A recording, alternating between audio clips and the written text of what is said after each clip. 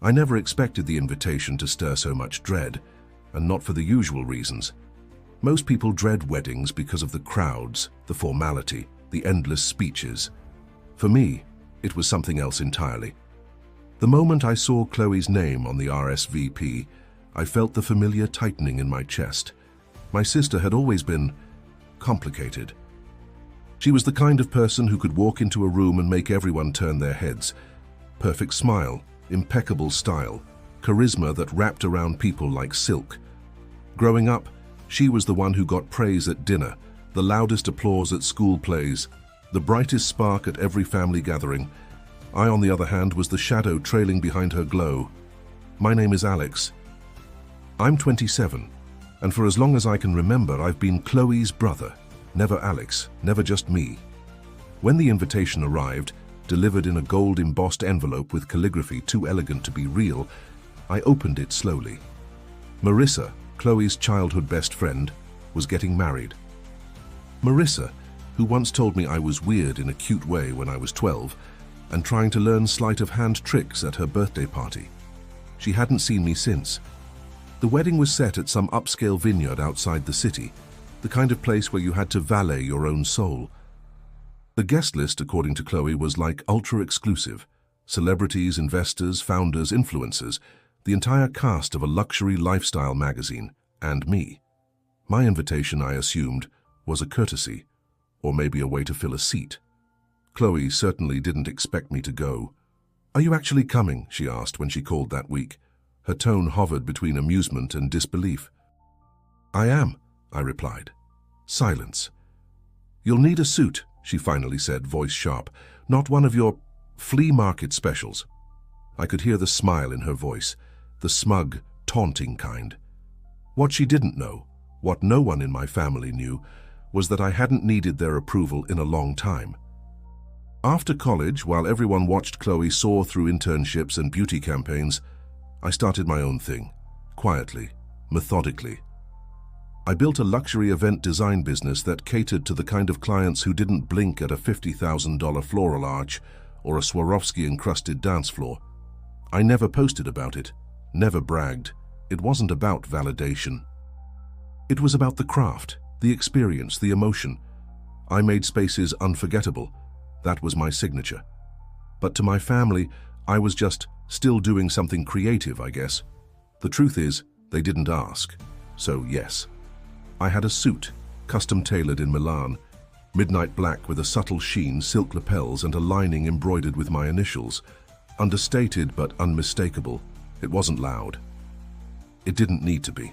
I kept the invitation on my desk for days, not because I was unsure. I just wanted to remember this moment, the one before everything shifted. The morning of the wedding, I stood in front of the mirror and adjusted my cufflinks. Silver, vintage Cartier. A client once paid me in cash and accessories, said it was more elegant. I didn't argue. I glanced at the time and took a deep breath. When I stepped out of the hotel room and headed toward the car, my phone buzzed. "Chloe, try not to embarrass yourself." I didn't reply, because I already knew something she didn't. See, what Chloe never understood is that silence is powerful. Stillness has presence, and the people who laugh the loudest often aren't listening. I drove in silence, letting the road wind through the hills as my thoughts settled into focus. This wasn't about proving anything. This was about being present, entirely, unapologetically present. And yet, I won't lie. Part of me still carried the sting of her words. That sharp edge of childhood memories, the way she'd mock my hobbies, snicker at my outfits, roll her eyes whenever I spoke about my dreams. She always said it like a joke, but jokes, when repeated enough, carve permanent lines. Still, today felt different. I parked my car near the edge of the estate, watching other guests step out of black SUVs and luxury sedans. Laughter echoed from the entrance, where a string quartet played beneath a silk canopy. The air smelled like champagne and eucalyptus. I adjusted my collar, slid my hand into my jacket pocket, and started walking toward the crowd.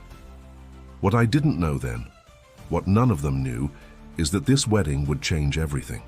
For Chloe, for our family, and for me.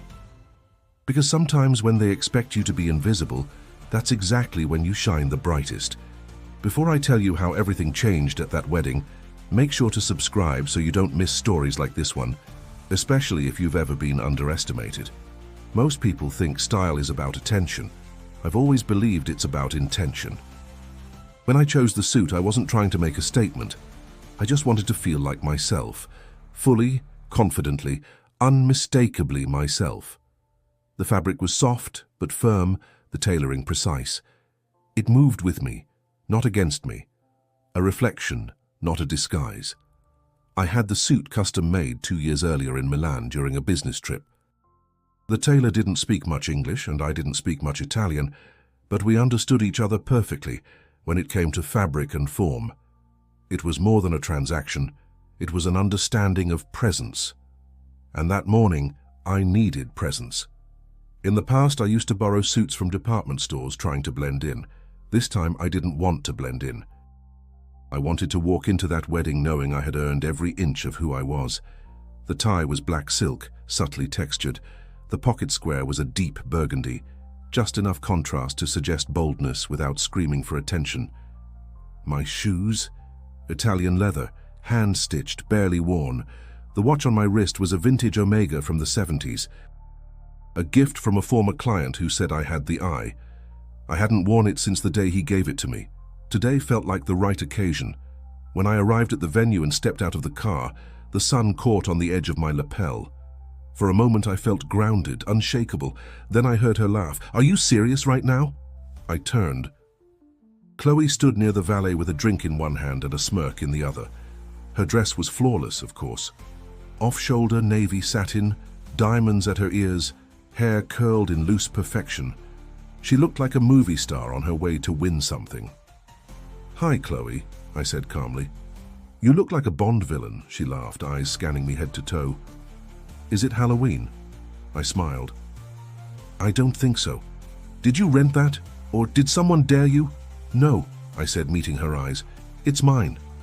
She blinked. That shook her a little. Behind her, I noticed our parents arriving. Dad in his usual conservative tux, Mom in a pale lilac gown that matched her lipstick. When they caught sight of me, Dad's brows rose slightly. Mom tilted her head.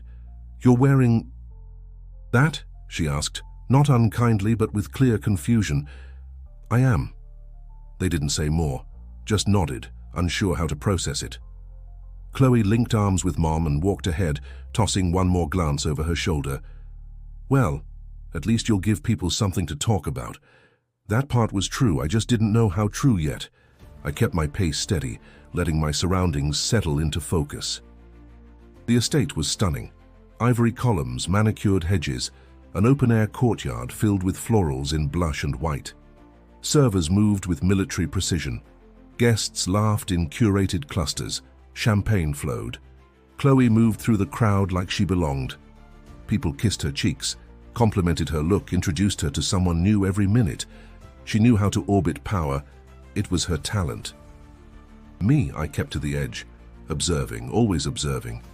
It wasn't insecurity, it was instinct. My job required me to notice things others missed, the way lighting changed mood, how music timing shifted energy, how scent layered into memory. I'd built my business on these small details, but in my family those details had always been invisible. Chloe used to joke that I made fancy Pinterest boards for a living. She never asked what I actually did, not once, and I never corrected her, because success, to me, didn't need to be explained. It just needed to be experienced. Still, her laughter echoed. That old sting hadn't vanished completely. Part of me wanted to disappear into the crowd again, to become the wallpaper. But then I remembered why I came. This wasn't about revenge, this was about recognition, mine. I moved toward the reception area, where people were already gathering for the cocktail hour. A few heads turned. One woman looked twice at my shoes. Another man's gaze lingered on the cut of my jacket. I nodded, polite, not eager. Then I caught a reflection in the glass of the entrance doors. I didn't see a background character. I saw someone solid, someone prepared. This wasn't the Alex they remembered, but it was the Alex I had become. The estate shimmered under late afternoon sunlight, every corner dripping with curated elegance. It wasn't just beautiful, it was expensive. Every flower, every gold-trimmed glass, every velvet rope screamed wealth, but it wasn't showy. It was controlled, intentional. Whoever planned this knew their craft. I couldn't help but admire it. I moved through the crowd slowly, feeling the rhythm of the space. There were easily 100 guests already, and more arriving. Everyone looked like they belonged on magazine covers. Men in sharp tuxedos, women in silks that flowed like water. Laughter rang out from every corner, the kind that's a little too polished, a little too rehearsed. I stayed near the perimeter, watching. I didn't need to insert myself into conversations. Not yet. I preferred to take in the architecture, the lighting, the acoustics. It was instinct by now, habit. I could tell the designer had layered scents into the entrance, peony and cedarwood. Subtle, memorable. Then I saw Chloe. She was at the center of a small crowd, radiant and animated, her glass raised as she laughed at something someone had said. People leaned in when she spoke. She touched arms when she made points. She looked like she belonged to this world, and maybe she did. I watched as she moved from one group to another, weaving between guests like she was hosting the event herself. I felt out of place, but not insecure. There's a difference. There was a tap on my shoulder. "You here for Marissa or Ethan?" I turned and found myself looking into the sharp, smiling eyes of a man around my age. Neatly combed hair, tailored navy tux, confidence in every line of his posture. "Marissa," I said. "Old family connection." He nodded. "Same. I'm Ethan's cousin, Mark." "Alex." We shook hands. His eyes dipped briefly to my watch, then to my shoes. Not judgmental, just curious. "You're dressed for something important," he said with a grin. I smiled. "A celebration, right?" Mark laughed and raised his glass. "Cheers to that." As he moved on, I caught a glimpse of the groom through the crowd. Ethan, tall, polished, talking to a cluster of older men in suits, nodding attentively. He looked relaxed, even in the spotlight. He had presence, the kind of presence that came from being listened to often and knowing what to do with it. Then it happened. Ethan glanced over the heads of his group, scanning the crowd casually. His eyes moved past Mark, past a waiter, and landed directly on me. And then they stopped, just for a moment. He didn't smile, didn't nod, just looked, measured. Then someone said something to him and he turned away. I exhaled slowly. It could have meant nothing, a momentary flicker of curiosity. But there was something in his gaze, a pause that felt deliberate. Before I could think more about it, I heard Chloe's voice rise behind me. "Oh my God, he's looking at you like you're someone important." I turned. She stood with a group of 3 women, all mid-conversation, all holding drinks. Her voice had that performative quality I knew too well, just loud enough for others to hear, just playful enough to pretend it was a joke. I didn't respond. One of her friends, a blonde in a green gown, looked me over with open interest. "Who's this?" Chloe answered before I could. "My brother. He does something with weddings.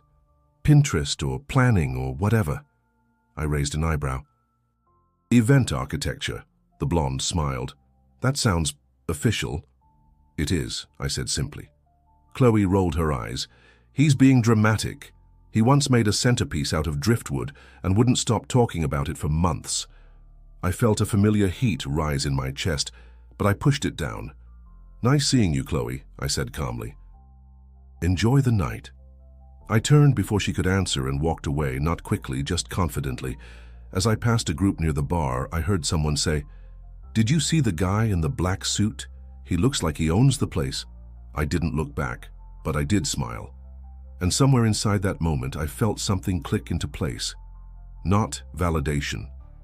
Alignment. Like the room had started to tilt in my direction, and no one had noticed it yet. I was reaching for a glass of sparkling water when I heard the voice again. This time, calm, clear, close. "Is that a Xenia cut?" I turned.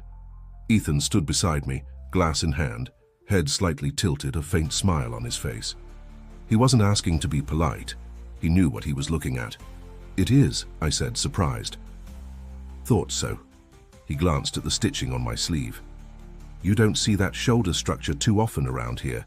Subtle, strong. I nodded, still gauging him. Appreciate you noticing. I notice a lot, he replied, especially when someone walks into a room and doesn't try to take it, just lets it come to them. I didn't have a ready reply for that. It was the kind of compliment that felt like a challenge, not fake, not exaggerated, just accurate. I'm Ethan, he said, extending his hand. Alex. We shook hands, firm, unhurried. His grip was confident, not aggressive. There was no performance in it, just presence. So, he said, how do you know Marissa? Family friend. Grew up with her. My sister's been close to her for years. Ah, he said. Chloe? I raised an eyebrow. You know her? He laughed softly. It's hard not to. She's been holding court since noon. I chuckled. That sounds about right. He looked at me again, this time with a bit more curiosity. And what about you? What do you do, Alex? This was always the moment. The one where people decided whether to nod politely or lean in. I design event experiences, I said. High-end, boutique, full concept to completion environments. He took a sip of his drink, eyes steady on mine. So you're the guy behind the curtain. I nodded. If the curtain is hand-stitched silk imported from Kyoto and lit with programmable LEDs, then yes. He grinned. I like that. He looked around at the courtyard, at the perfectly timed lighting, the ambient string quartet playing a subtle crescendo in the background. You've been walking this place like a critic, he said. Not complaining, just studying. Habit, I said. I can't help myself. What would you have done differently? I paused. This was dangerous ground, critiquing someone's wedding, even to the groom. I wouldn't change anything, I said honestly, but I would have pushed the scent layering deeper into the seating area. You lose it after 20 feet. And I'd have replaced the metal flatware. It reflects too much direct sun at this hour. He looked stunned for half a second, then nodded slowly. I told the planner that exact thing about the silverware last month, he said. We both laughed. Then he said, Do you have a card? I blinked. A card? He shrugged, still smiling.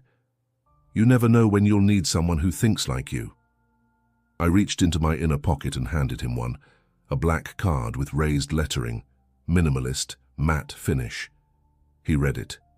AF Design. Premium spatial immersion. He flipped it over. My direct contact info, nothing more. This is excellent, he said. I don't advertise, I replied. Word of mouth only. The best kind, he said. And judging by the whispers around here, your name is about to spread. I tilted my head. Whispers? He gestured casually toward the lawn, where several guests were glancing in our direction. One of them, a woman in a gold gown, was clearly pointing at me. People notice presence, he said, even when they don't know why. At that moment, Chloe walked up. Ethan, she said brightly, touching his arm. There you are. I've been looking everywhere. He smiled politely. Hey, Chloe.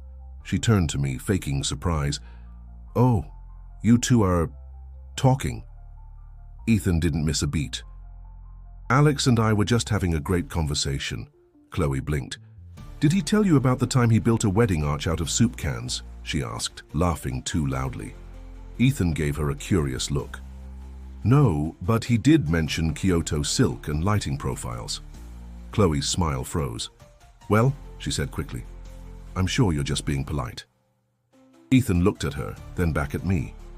No, actually. I asked for his card. The silence that followed was short but loud. Chloe didn't reply, just nodded stiffly and excused herself. Ethan gave me a half smile. I should go say hi to my uncle. But seriously, Alex, let's talk again soon.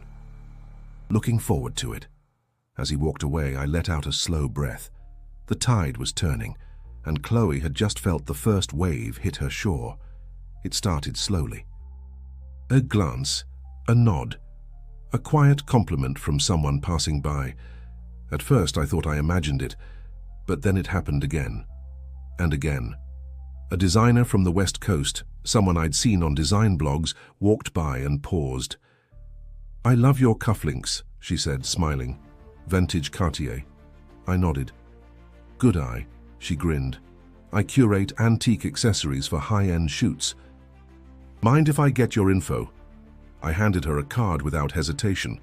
Within minutes, another guest, a florist I recognized from a destination wedding piece in Architectural Digest, came up to ask about the stitching on my lapels. Then a man in a pale grey tux asked about the cut of my jacket and how I balanced sharp form with understated texture. They weren't just asking about clothes. They were asking about design, about style, about thought. It was like something had cracked open in the room. The way people looked at me shifted.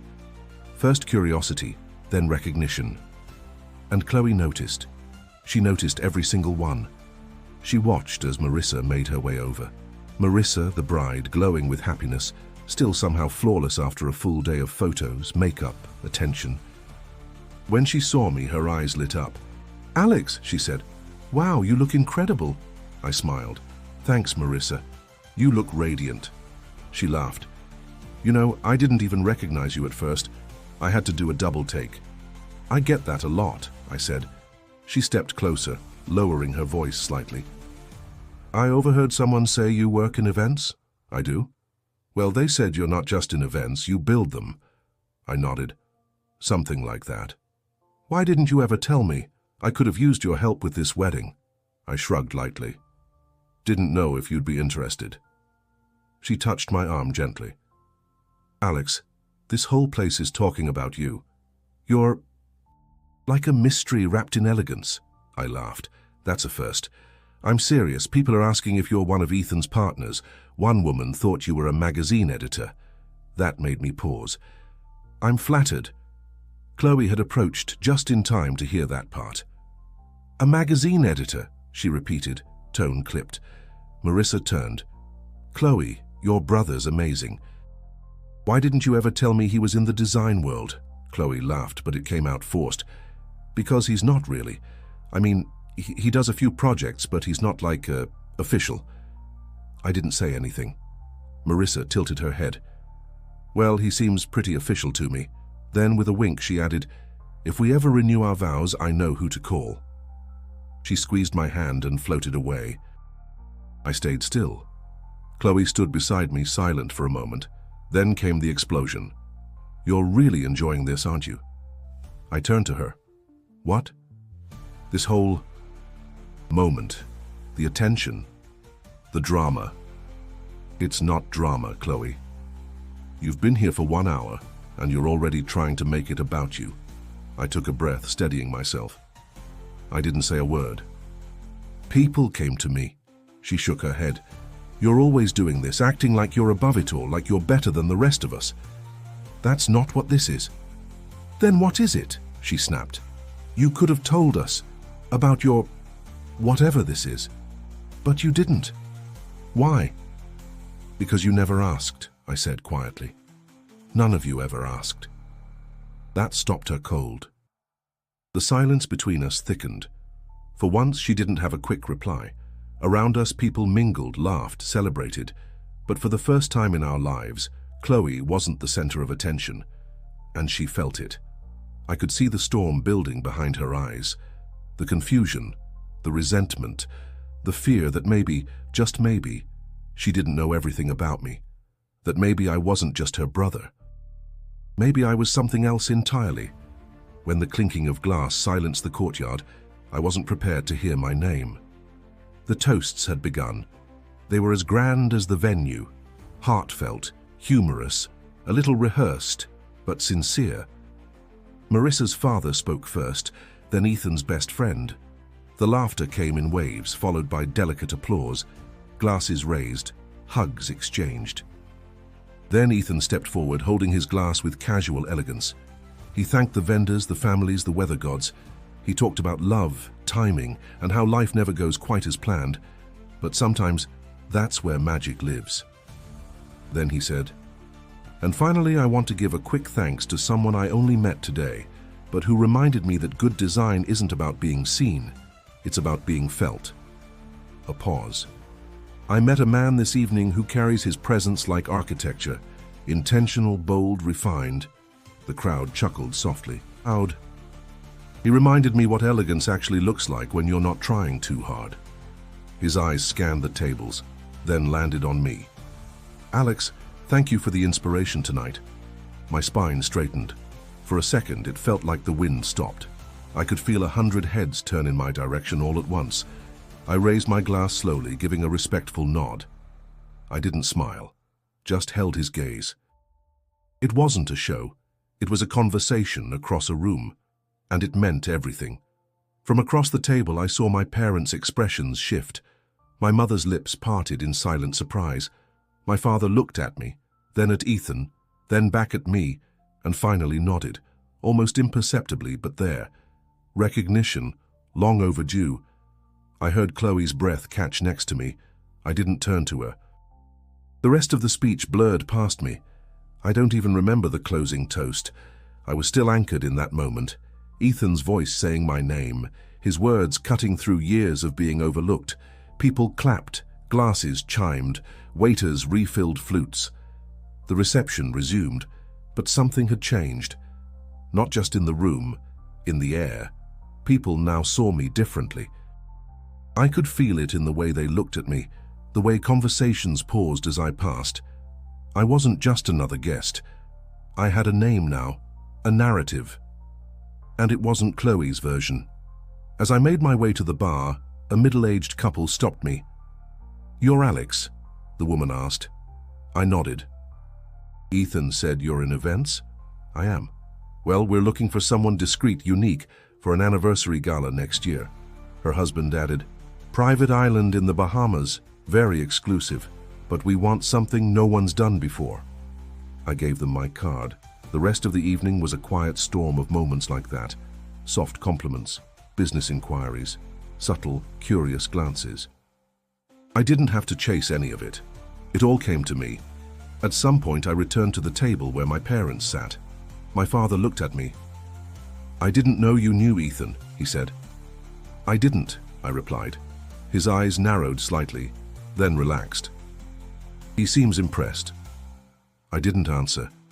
I didn't need to. My mother leaned in.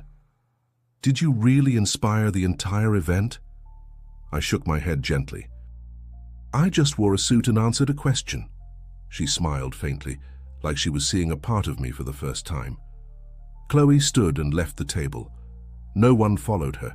She didn't slam anything, didn't make a scene, but her departure was louder than any tantrum she could have thrown. I sat quietly, watching the dance floor fill, watching the lights dim to a soft amber, watching everything I'd once believed impossible unfold in a single evening. There was no music swelling, no applause following my steps, just a quiet victory. One earned not through volume, but through presence. I was refilling my water glass when Ethan approached again. This time he didn't waste any time on pleasantries. "Walk with me?" I nodded and followed him through a side corridor that opened into a smaller garden tucked behind the main courtyard. It was quieter there, just the soft hum of music carried by distance. "I'm going to be direct," he said, stopping near a trimmed hedge. "I want to collaborate." I raised an eyebrow. "On?" "My next 3 venues, 2 in the Carolinas, 1 in California. I want them to feel like tonight, but elevated. Clean design, emotional architecture, less noise, more substance." "You want me to consult?" "I want exclusivity." That surprised me. "You barely know me." "I know enough," he said. "I watch how people move through a room, how they respond, how they shift their energy. You changed the tone of this night without touching a single flower." I didn't respond right away. "Look," he continued, "I work with great people, but most of them play it safe. You don't. You trust restraint. That's rare." "I appreciate that," I said, "but I don't make big decisions during someone else's celebration." Ethan smiled. "I figured you'd say that."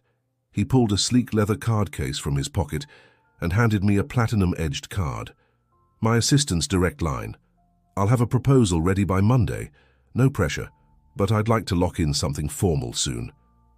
I turned the card over, reading the embossed initials. It felt surreal. He paused, studying me. "You've been underestimated," he said. "I see that. It gives you edge, but it hasn't made you bitter. That's the difference. People usually mistake quiet for weakness." He nodded. "Not me." We stood there for a beat longer, the air cool and still. Then he said, "Enjoy the rest of the night. You've earned it." When he walked away, I felt a strange mix of clarity and disbelief. I didn't need validation, but it was still powerful to be seen. Especially by someone who built empires. I turned back toward the venue. That's when I saw Chloe. She stood partially behind a pillar, arms crossed, eyes dark. She'd heard everything, every word. Her expression was unreadable, equal parts shock and fury. "You're turning this into a business meeting now," she hissed as I walked past. He approached me. She stepped into my path. "You think this makes you better than us?" "No," I said, "but it does make me different from who you thought I was. Don't act like you haven't been waiting for this moment your whole life." "I haven't," I replied. "I've been working. You just never noticed." Her face twisted. "You're just so smug about it, like you were secretly laughing at all of us while we supported you." I tilted my head. "Supported me? You mocked me constantly. It was teasing. It was dismissal." She blinked. I don't think she expected me to push back. Not like this. "I never needed you to cheer me on," I said. "I just needed you to stop acting like I was a joke." There was a crack in her armor now. "And now what?" she asked. "You're going to become some big-shot designer and pretend we don't exist." "I'm not pretending anything. I'm just not hiding anymore." She looked away. "I was going to ask Ethan for a job," she said quietly. "I thought if I impressed him tonight, maybe he'd refer me somewhere." I didn't gloat. "That's not my fault," I said gently. She nodded, swallowing hard. "No. It's not." There was a pause, something raw passing between us. A thread of truth neither of us had touched in years. "I didn't mean for things to be like this," she added almost to herself. "I know." Then I walked away, not in anger, not in triumph, just with purpose, because the roles had shifted. And for the first time in our lives, the spotlight didn't burn, it illuminated. I found Chloe sitting alone at a stone bench near the fountain, staring down at her phone but not really looking at it. Her posture had changed. The confidence that usually framed her silhouette had wilted into something more human. I almost walked past her. Almost. But something stopped me.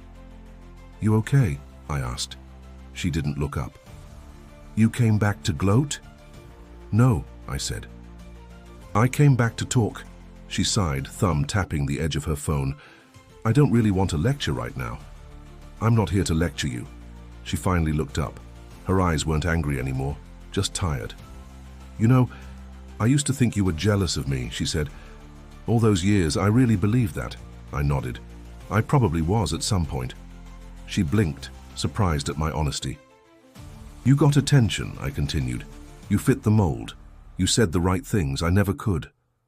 She shook her head slowly. "But I never tried to hurt you." I raised an eyebrow. "You mocked me. Constantly. I was just teasing." "It wasn't teasing when it didn't stop," I said. "When it followed me into adulthood. When every accomplishment I had was still cute or quirky to you." She looked away, jaw tightening.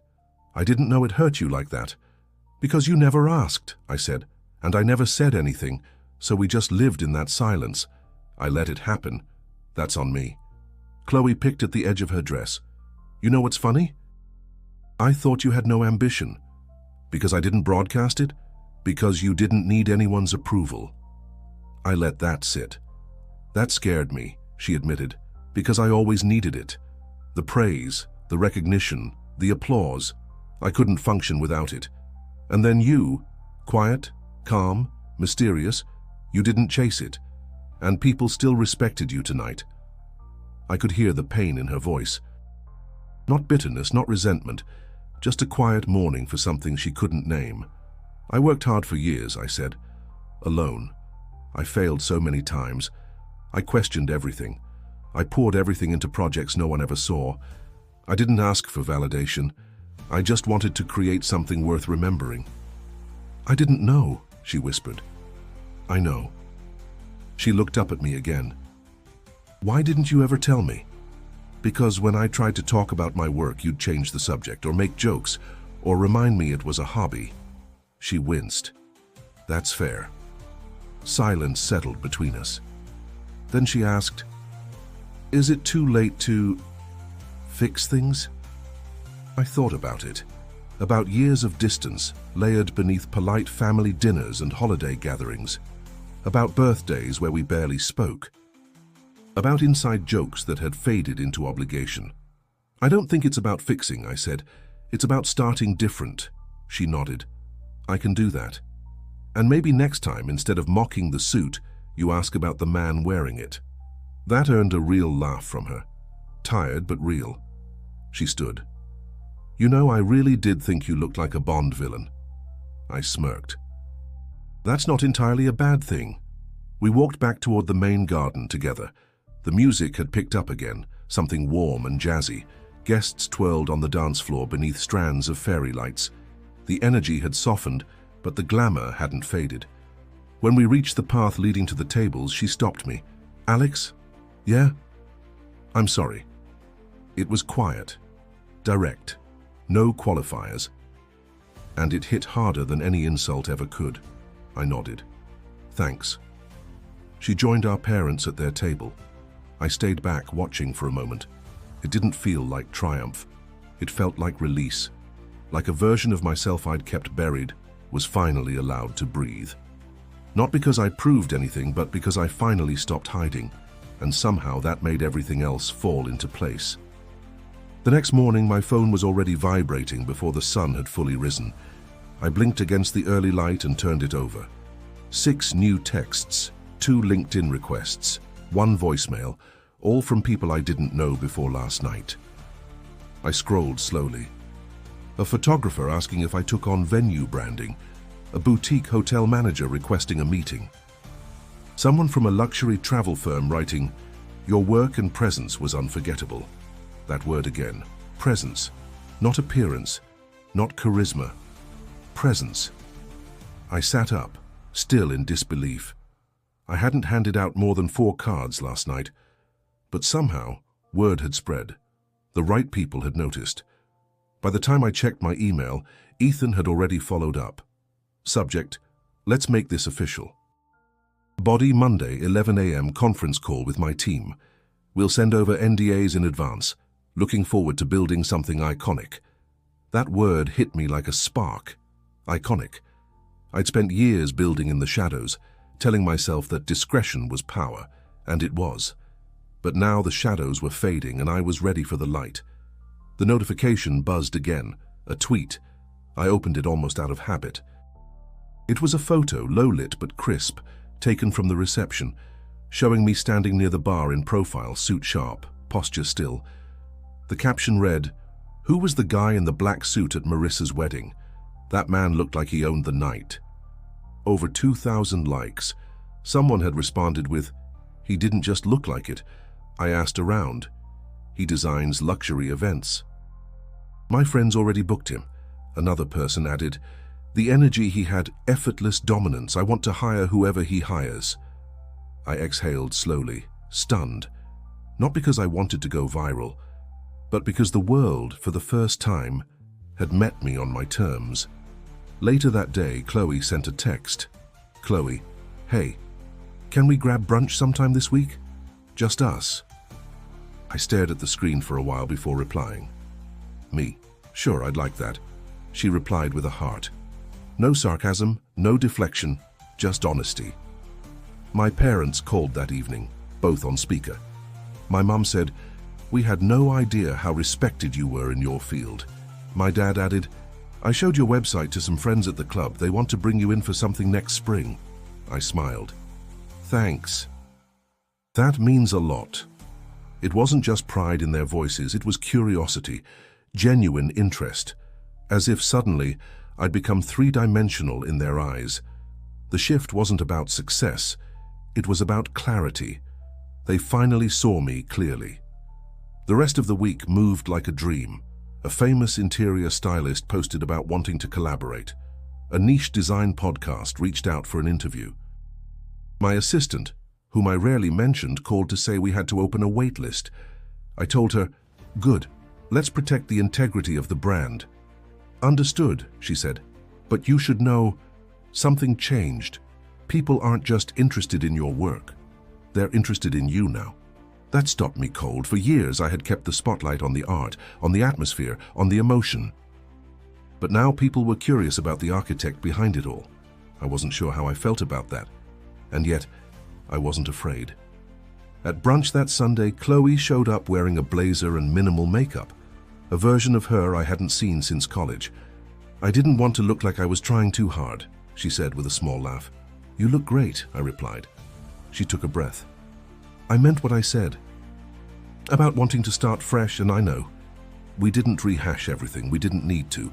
Some things don't need reliving, just reshaping." She asked questions about my process, about clients, about how I got started. She listened, really listened. And when she said, "I'm proud of you," I believed her. That brunch was quiet. No cameras, no applause. Just two siblings rebuilding something fragile brick by brick. As I walked home, I realized something simple but profound. You don't have to prove yourself to people who never asked who you really were.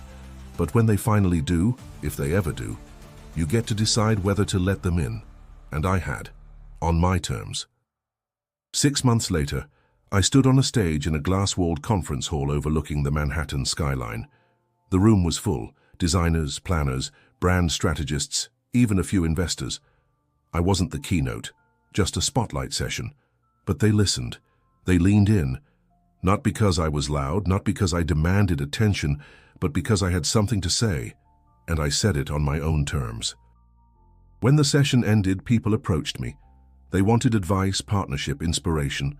Some wanted the name of my tailor. I gave them all the same answer. Start with intention. The rest will follow. After the event, my father texted me a photo, me on that stage, mid-sentence, projected onto a giant screen. "Dad, showed this to your uncle. He said he wants you to design their retirement gala." I said you were probably too booked. I laughed, then texted back, "Me, I'll make time." I no longer felt like I was proving myself. I was just being myself. The business had grown fast, not viral, intentional. We moved into a new studio with a team of 10, each one hand-picked, passionate, sharp, kind. Chloe came by one day to see the space. "Wow," she said. "It feels like a museum, but alive." "That's the idea," I replied. She wandered through quietly, pausing to admire a concept wall covered in sketches, fabric swatches, and scent palettes. She traced one with her finger. "Do you ever miss being invisible?" she asked. I smiled. "I was never invisible, I just wasn't where you were looking." She nodded slowly. "Thank you for letting me in." "No thanks needed, just keep showing up." She did. Now and then she brings me clients, influencers, PR managers, artists. She never brags about it. She just connects dots quietly, and I appreciate her for that. One afternoon she brought Marissa along. "You have to see what he's done," she told her. "He's not just creating spaces, he's telling stories." That meant more to me than I let on. Not long after, I stood in a private garden at another wedding, not as a guest, not as a vendor, as the architect of the entire experience. And as the couple shared their first dance under a dome of glass and light that I'd designed, I stood near the edge of the room, watching, not needing to be in the center, but knowing I'd shaped it. That's when someone tapped my shoulder. A man in a velvet jacket, impeccable taste, strong presence. "I've heard of you," he said, "but seeing it, this is different." "This is art," I nodded, accepting the compliment without shrinking. He reached into his pocket. "Do you have a card?" I smiled, reaching into my jacket. "Of course." We exchanged cards, same ritual, same gesture. But now, it wasn't just an invitation, it was an opening, a continuation. As I left the venue that night, the staff nodded at me with the quiet respect that comes not from fame, but from reputation. the kind that lingers when the spotlight fades. When I got home, I poured a glass of wine and sat on the balcony. I thought about that first wedding, the vineyard, the laughter, the sting of Chloe's words, the way the suit fit just right, and how everything had changed, not because I forced it, but because I let it happen. I used to think my story was about being overlooked, but it wasn't. It was about becoming, and sometimes the people who mock you are just characters in a story you were always meant to outgrow. Now I write my own stories, design my own spaces, set my own terms, and when people ask how it all began, I tell them it started with a suit, and a moment, and a choice to walk through a door no one else saw. So if you've ever been underestimated, if you've ever been told to shrink, if you've ever been laughed at, sidelined, ignored, remember this: elegance is louder than mockery, presence is stronger than noise, and the ones they overlook? They're often the ones designing the future. If this story spoke to you, don't forget to hit subscribe. It means the world, and it helps more people like you find the power in their own silence. And if you want more stories like this, click the next video on your screen. Trust me, you'll want to hear what happens next.